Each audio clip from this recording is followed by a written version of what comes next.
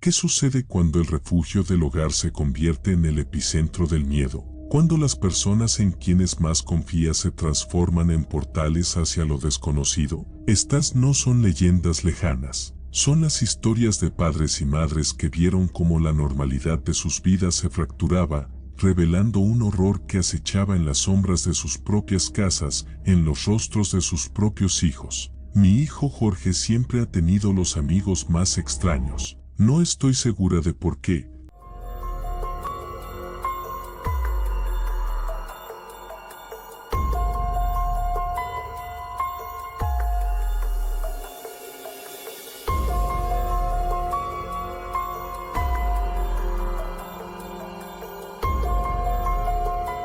Pero en sus primeros años, siempre atraía a los que podrían considerarse los niños raros. Tengo un montón de historias sobre esto, pero hay una que se destaca como una espina clavada. Él estaba en cuarto de primaria y nos acabábamos de mudar debido a una reasignación de trabajo de mi esposo, así que Jorge era nuevo en la escuela. Siempre había sido un niño extrovertido y amigable, por lo que mi esposo y yo no estábamos particularmente preocupados por su capacidad para hacer nuevos amigos. Como familia, la transición iba bien y todo parecía marchar sobre ruedas para él en la escuela. Me sentí más que complacida la primera vez que conocí a los padres de los compañeros de Jorge, ya que todos parecían gente íntegra y honesta. Unos meses después de la mudanza, recibí una llamada de la escuela de Jorge a mediodía, solicitando que uno de sus padres fuera para discutir un incidente que lo involucraba a él y a otro estudiante.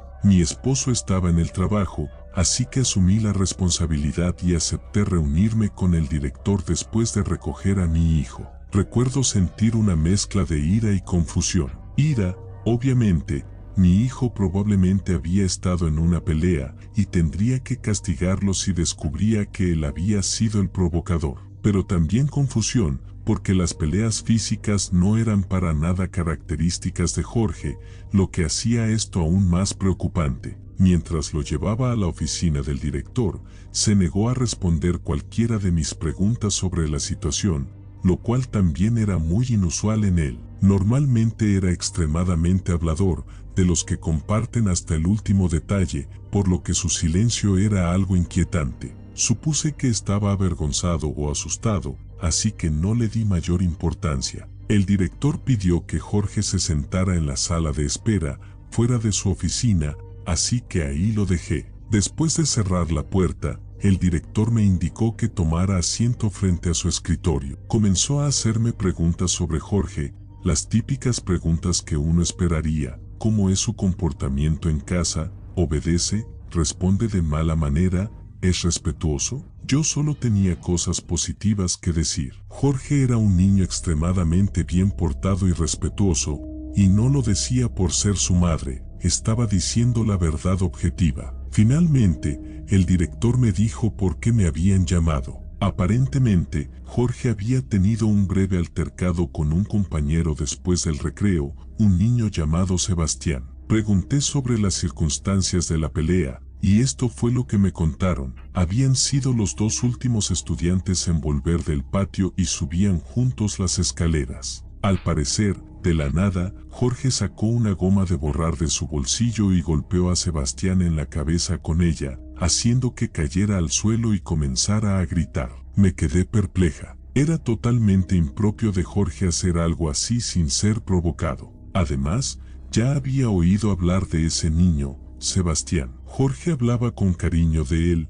como si fueran buenos amigos. Le hice más preguntas al director, pero no parecía tener las respuestas y finalmente admitió que nadie había visto el incidente, pero que ambos niños habían confirmado los detalles de la historia por separado. Luego dijo que Jorge no estaba en problemas, ya que una pequeña pelea no era algo tan raro. Me dijo que solo quería informarme y que no se tomarían más medidas, lo que definitivamente me tranquilizó. Después de eso, me permitió retirarme. Jorge siguió en silencio sobre todo el asunto mientras lo llevaba a casa y solo se sinceró conmigo justo antes de dormir. Admito que me había frustrado con él por no hablarme, lo que probablemente fue la razón por la que rompió su silencio. Me dijo que Sebastián lo había engañado. Le pedí que me explicara y me contó que habían estado jugando a que peleaban como en el videojuego Street Fighter, siguiendo las instrucciones de Sebastián. Jorge había sacado una goma de borrar para hacer un movimiento de KO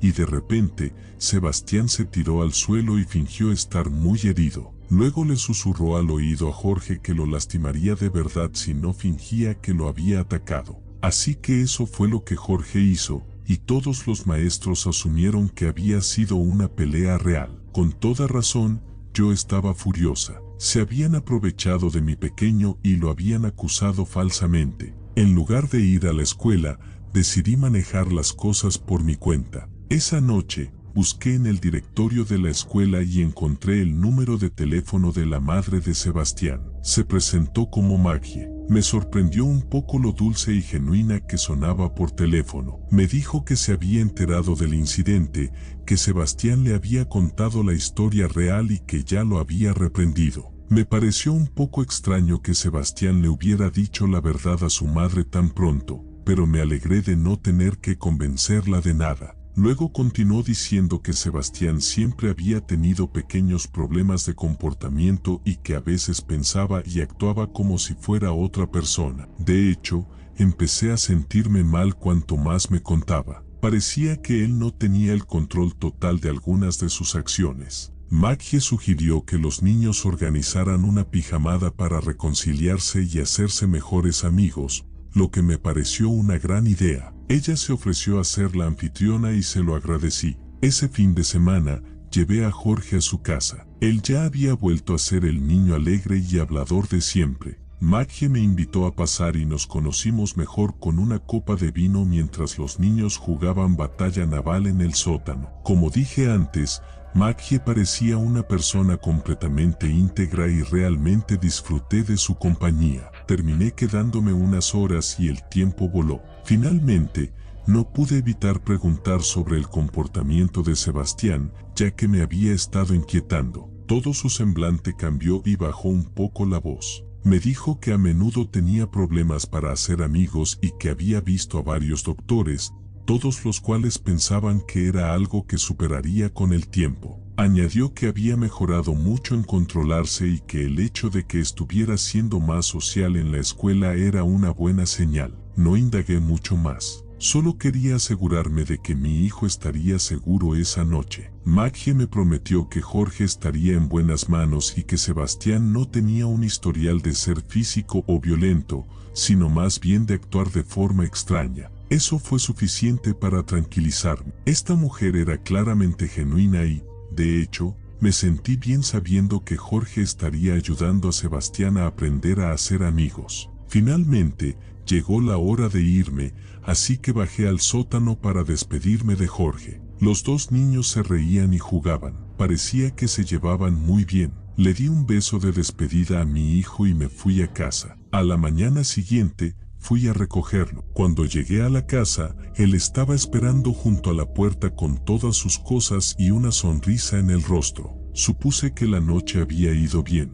Le di los buenos días a Maggie y guardé las cosas de Jorge en el coche. Sin embargo, mientras nos alejábamos, comenzó a llorar desconsoladamente. Le pregunté qué pasaba con voz preocupada, y lo que me contó fue, literalmente, para quedarse con la boca abierta. Jorge dijo que todo iba bien hasta que llegó la hora de dormir. Los niños habían preparado sus colchones inflables en el sótano, uno al lado del otro. Todo parecía normal cuando se fueron a la cama, pero en algún momento de la noche, Jorge se despertó. Al principio no estaba seguro de por qué. Luego escuchó a alguien susurrando. Venía del baño. La puerta estaba ligeramente abierta y había una extraña luz parpadeante adentro, no como una luz de baño normal. Jorge la describió más como la luz de una vela. Escuchó con más atención y se dio cuenta de que era Sebastián hablando. Pero no solo estaba hablando, estaba teniendo una conversación completa. Jorge pensó que tal vez estaba hablando por teléfono o algo así,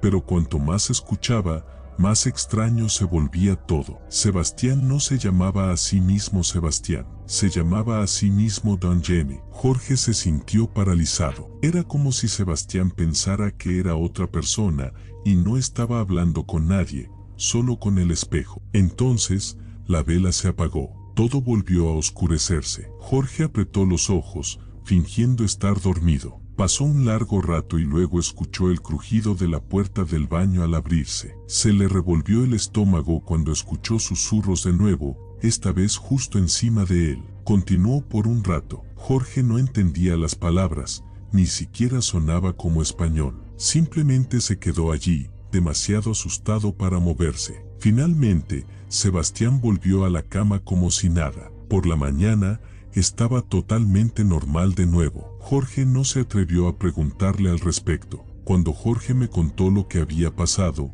me quedé horrorizada. Mi instinto me decía que esto no era solo un caso de imaginación infantil. Algo andaba mal. No sabía qué hacer, pero sabía que tenía que contárselo a alguien. Llamé a Maggie primero. Al principio, se rió, diciendo que Sebastián siempre había sido un niño creativo. Pero a medida que la presioné, su voz vaciló. Finalmente, admitió que sus supuestos problemas de comportamiento eran más serios de lo que había dejado entrever. Un psiquiatra incluso había sugerido que mostraba signos de trastorno de personalidad múltiple. Ya se habían mudado 2 veces antes, me dijo en voz baja, porque a Sebastián lo habían expulsado de la escuela. Me quedé atónita, furiosa, incluso. ¿Por qué demonios no me había dicho esto antes? ¿Por qué pondría a mi hijo en peligro de esa manera? Entonces hizo algo inesperado. Me suplicó que no notificara a la escuela. No supe qué decir.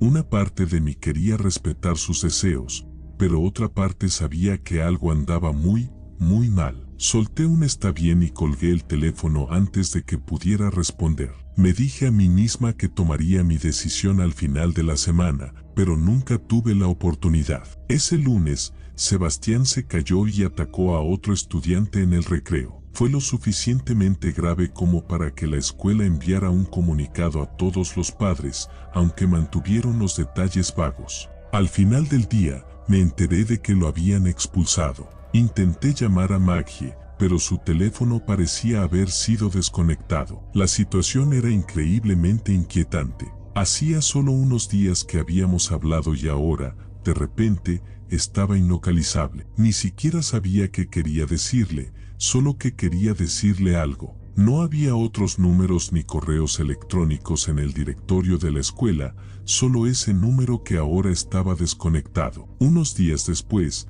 la curiosidad se volvió abrumadora, así que me armé de valor y conduje hasta su casa. Cuando llegué, estaba completamente vacía. No había camiones de mudanza, ni señales de una partida apresurada. Simplemente se habían ido. No tenía sentido. ¿Cómo podían haberse ido tan rápido? Intenté buscarlos, rastreando cualquier indicio de ellos en línea. No encontré nada. Ninguna dirección de reenvío, ninguna mención de ellos en ninguna parte. Era como si nunca hubieran existido. Eso fue hace mucho tiempo, y a Jorge no le afectó demasiado, sinceramente. Creo que en su mayor parte lo ha olvidado. Yo no, sin embargo. A menudo pienso en lo que podría haberle pasado a mi hijo esa noche en ese sótano, o qué tipo de cosas ha estado haciendo ese niño, Sebastián, desde entonces. Mi crianza fue un poco heterodoxa. Crecí en un hogar católico, muy devoto y tradicional,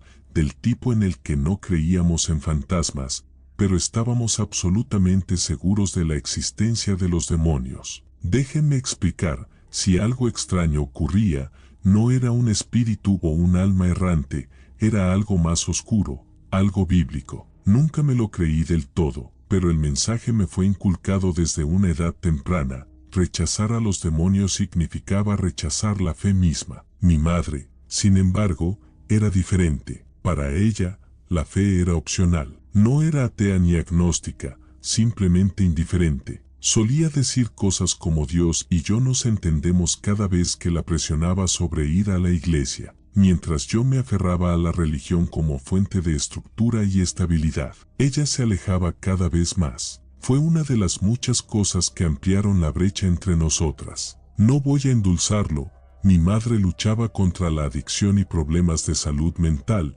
cosas para las que nunca quiso ayuda. Algunos días era funcional, otros, estaba completamente fuera de sí. Intenté no tomarlo como algo personal, pero era difícil. Mirando hacia atrás, definitivamente tenía esquizofrenia o alguna condición similar, pero antes de que digan algo sobre que mi familia fue negligente con su salud mental, eran otros tiempos. Una tarde, tuve una pesadilla tan vívida que todavía recuerdo cada detalle hasta el día de hoy. En el sueño, estaba acostado en la cama cuando mi madre irrumpió en mi habitación, gritando en un ataque de ira. Me agarró por la muñeca y comenzó a sacudirme violentamente. Me desperté en un charco de sudor, mi cuerpo todavía rígido por el miedo. Pero antes de que pudiera sacudirme el sueño, sucedió de nuevo, excepto que esta vez no estaba dormido. La puerta se abrió de golpe y allí estaba ella, tal como había estado en mi pesadilla,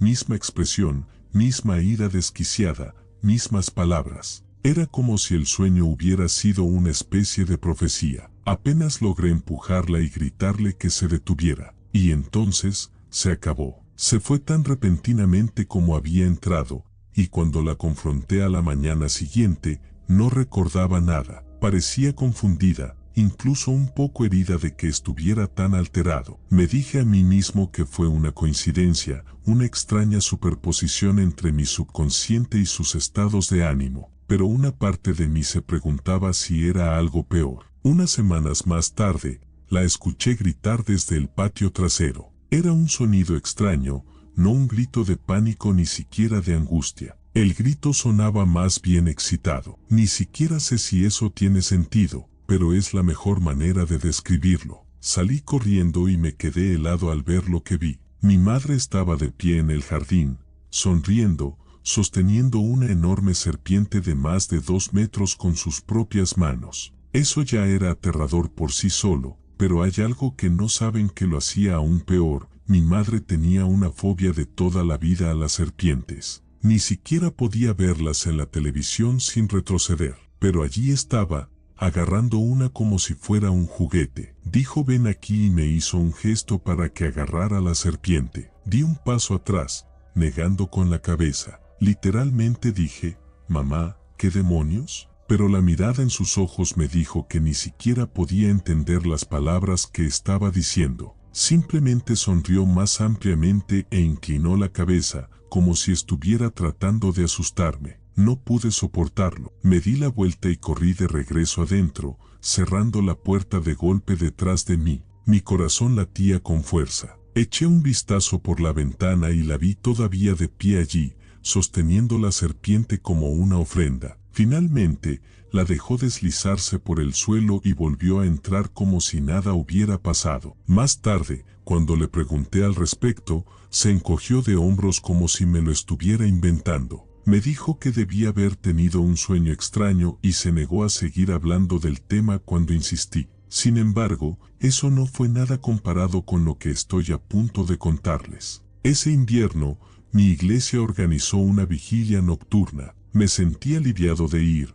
La iglesia era mi escape, un lugar donde podía estar rodeado de gente predecible y normal. Mi madre me dejó, completamente sobria, e incluso me besó la frente antes de irse. Alrededor de las 4:30 de la madrugada, justo cuando nos estábamos acomodando para dormir, un fuerte golpeteo resonó en la capilla. Todos nos sentamos, mirándonos unos a otros. El golpeteo se movía, viajando alrededor del edificio de una manera imposible. A veces sonaba como si viniera de múltiples direcciones a la vez. No era el viento, no era un animal. Era rítmico, rodeando la capilla como si alguien, o algo, estuviera tratando de entrar. El párroco, el único con llave, estaba dormido en su oficina y no había oído nada. Corrí a despertarlo, y tan pronto como entró en la capilla, los golpes cesaron. Abrió las puertas principales y literalmente retrocedió del susto. De pie allí, descalza y sudando en el aire helado, estaba mi madre. Su ropa estaba desaliñada y su cabello goteaba de sudor. Sus labios se movían, pero no podía oír lo que decía. No reconoció al párroco. Sus ojos se clavaron en mí de inmediato. Una sonrisa lenta e inquietante se extendió por su rostro mientras caminaba hacia mí. Quería correr. El párroco trató de detenerme, susurrando: quédate aquí, pero me sentí completamente impotente, como si no tuviera más opción que ir con ella. Me subí al coche, temiendo que fuera a hacer algo, pero no lo hizo. El viaje a casa fue silencioso. No habló, no explicó, no respondió cuando le pregunté por qué estaba allí. Cuando llegamos a casa, se detuvo en la puerta y simplemente me miró fijamente. Se quedó allí, en silencio, observándome mientras caminaba hacia mi habitación. Cerré la puerta, le puse el seguro y me quedé despierto durante horas, escuchando. Por la mañana, estaba en la cocina preparando el desayuno. Estaba alegre y claramente ajena a lo que había sucedido la noche anterior. Se sobresaltó cuando me vio, diciendo que justo estaba a punto de ir a recogerme a la iglesia. Sentí que la sangre se me helaba. No recordaba haber golpeado las puertas de la iglesia, no recordaba haberme llevado a casa. Fue espeluznante. Esperaba que alguien, el párroco, un anciano de la iglesia, incluso uno de los chaperones, dijera algo sobre lo que había sucedido, pero nadie lo hizo. Era como si no supieran qué pensar de ello o, peor aún, no quisieran hacerlo. Así es como la gente trataba a mi mamá en ese entonces. Eso fue hace décadas. Ella ya no está, pero su recuerdo es algo que nunca me abandonará, para bien o para mal. Ya no sé si creo en los demonios o en lo sobrenatural, pero no puedo explicar lo que pasó. La explicación lógica es que sufría de una enfermedad mental,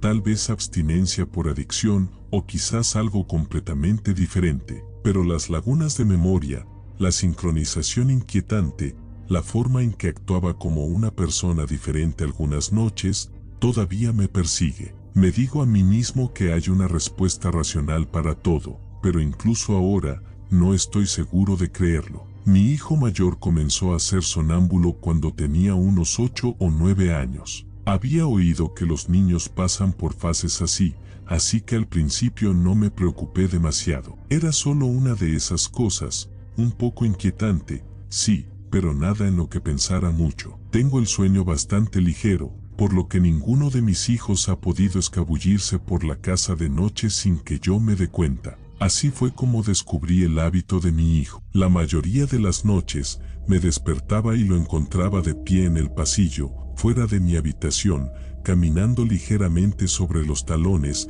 cambiando su peso de un pie a otro. Sus ojos estaban abiertos, pero no veían nada. Esa era la parte que siempre me impactaba. Para cualquiera de ustedes que haya vivido con un sonámbulo, saben exactamente de lo que estoy hablando. Su mirada me atravesaba, vacía y distante, como si estuviera mirando más allá de mí, hacia algo que yo no podía ver. Siempre era extremadamente extraño y nunca me acostumbré del todo a encontrarlo así. A veces murmuraba algo en voz baja, palabras demasiado suaves y arrastradas para entender. Otras veces, no hacía ni un solo ruido, solo se quedaba allí, respirando de esa manera lenta y constante que, de alguna manera, lo hacía aún peor. Lo guiaba suavemente a la cama, susurrando su nombre, diciéndole que todo estaba bien. Él nunca parecía recordar nada por la mañana. Las cosas se intensificaron unos meses después de darme cuenta de que era sonámbulo.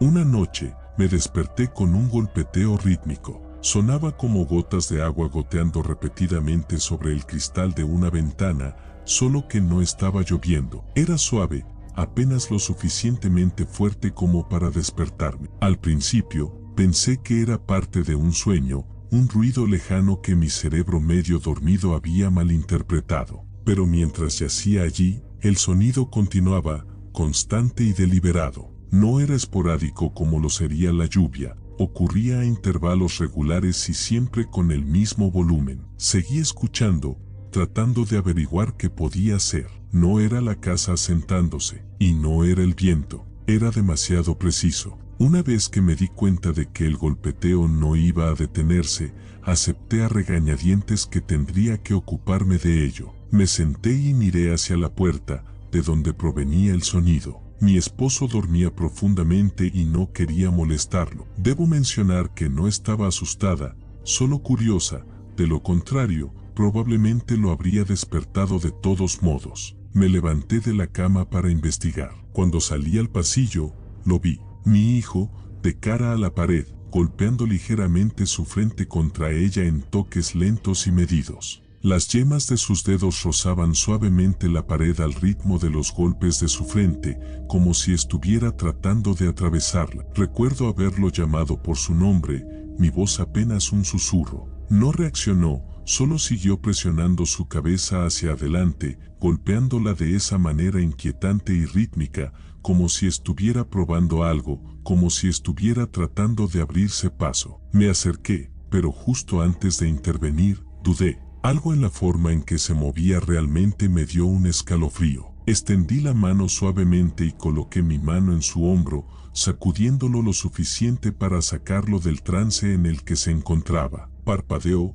dio un paso atrás y luego, como si nada, me dejó llevarlo de regreso a la cama. Nunca lo mencionó por la mañana. Sucedió unas cuantas veces más, pero fue bastante infrecuente, si soy honesta. Supuse que era solo otro hábito extraño de los sonámbulos, tal vez una respuesta subconsciente a la presencia de la pared, un sentido interno del espacio que su mente soñadora no había tenido en cuenta. Y finalmente, lo superó. El sonambulismo se detuvo y la extraña mirada vacía en el pasillo se convirtió en un pequeño y extraño recuerdo que casi había olvidado. Eso fue hasta que mi hijo menor comenzó a hacer lo mismo años después. El sonambulismo, quiero decir, al principio, no le di importancia. Los niños pasan por fases, algunos comportamientos se repiten. Era simplemente tan extraño que ambos comenzaran a ser sonámbulos a la misma edad. De nuevo, nada demasiado inusual, la genética es algo fascinante, pero con el tiempo, comencé a notar los pequeños detalles, las cosas que me daban una creciente sensación de preocupación. No era solo que fuera sonámbulo, era como lo era. Se paraba en el pasillo, cambiando el peso de un pie a otro, sus ojos abiertos pero desenfocados. Se movía de la misma manera que mi hijo mayor, con ese ritmo lento e inquietante, como si sus movimientos no fueran completamente aleatorios. Era inquietante. Sentía como si estuviera reviviendo el recuerdo de ver a mi hijo mayor hacer lo mismo años antes. Pero se puso peor que eso, cuando una noche me desperté con ese golpeteo de nuevo. Ya sabía lo que vería antes de salir al pasillo, y tenía razón. Allí estaba él, con la frente presionada contra el mismo punto exacto, golpeando la pared como si intentara entrar en algo que no estaba allí. Era exactamente el mismo comportamiento que mi hijo mayor había exhibido todos esos años atrás, desde los golpes de la frente hasta la forma en que sus dedos rozaban la pared. Lo llamé por su nombre. Nada. Toqué su hombro. Nada. Simplemente siguió golpeando, su pequeño cuerpo balanceándose ligeramente, perdido en algún lugar profundo e inalcanzable. Y fue entonces cuando me di cuenta, él nunca había visto a su hermano mayor ser sonámbulo, al menos no que yo supiera. Su hermano no había hecho esto en años. No había ninguna razón para que exhibiera exactamente el mismo comportamiento, no solo el deambular, sino el pararse, el golpear, la inquietante y fuera de lugar urgencia de todo ello. No sé por qué, pero ese pensamiento me hizo sentir mal. Después de insistir un poco, finalmente lo saqué de su trance. Lo guié de regreso a la cama y lo arropé como lo había hecho tantas veces antes, tratando de decirme a mí misma que era solo una de esas cosas. Y luego, al igual que su hermano, lo superó. Así de simple. No más sonambulismo, no más golpeteos. Tampoco tenía ningún recuerdo de ello. Durante años, no pensé en ello. Sinceramente, había olvidado todo el asunto. Pero hay una razón por la que estoy escribiendo esto ahora. Mis hijos están en la universidad y la casa es mucho más silenciosa de lo que estoy acostumbrada. Debido a eso, mi esposo y yo hemos tenido que encontrar nuevas cosas para ocupar parte de ese tiempo libre. Hace unas semanas, decidimos renovar la casa. Es bastante antigua y hemos vivido en ella el tiempo suficiente como para decidir cambiar las cosas, pisos nuevos, pintura nueva, algunas actualizaciones para que el lugar se sienta nuevo de nuevo. Todo era trabajo menor, nada demasiado intensivo. Estábamos quitando el papel tapiz viejo cuando notamos algo debajo. Al principio, pensé que era solo un respaldo viejo o tal vez una mancha extraña, pero a medida que despegamos más, se me cortó la respiración. Era un viejo espejo de estilo antiguo, un espejo que había sido cubierto por alguna razón. Mi primer pensamiento fue, ¿por qué demonios alguien cubriría un espejo en lugar de quitarlo? Me sentí ridícula, parada allí mirando un trozo de vidrio como si fuera a hacer algo, pero no pude evitar sentir que no se suponía que debíamos encontrarlo, como si hubiera sido sellado por una razón. Y fue entonces cuando me di cuenta, el espejo estaba colocado en el punto exacto de la pared contra el que mis hijos habían estado chocando todos esos años. Los recuerdos volvieron en tropel y me quedé allí, en shock. No había una razón lógica por la que debieran haber sabido que estaba allí. No podían haberlo sabido. Y sin embargo, de alguna manera, ambos, de forma independiente, habían estado tratando de entrar en algo que era imposible de ver a través del papel tapiz, sin mencionar el hecho de que estaban inconscientes. Inmediatamente me deshice de ese espejo, pero todavía estoy bastante asustada por todo el asunto. Tiene que haber algún tipo de explicación racional para esto, pero no se me ocurre ninguna. Todavía no sé qué pensar de todo esto. Realmente no lo sé.